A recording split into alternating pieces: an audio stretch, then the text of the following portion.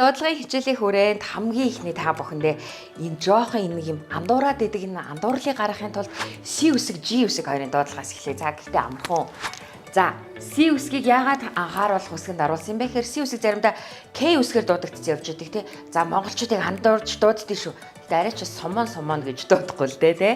Англи хэлний 6 ихшгээ яг 2-2-оор нь хуваагаад болоо.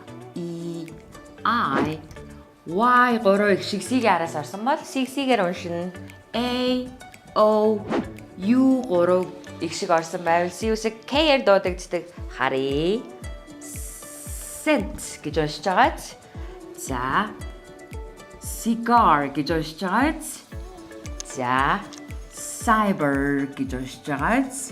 За, дараагийнх нь харъя. Camel K-ээр уншлаа. Come on түрүүний хэлсэн. Come on. Дараагийнх нь cup. За, ингээл болоо. Одоо андарахгүй сте.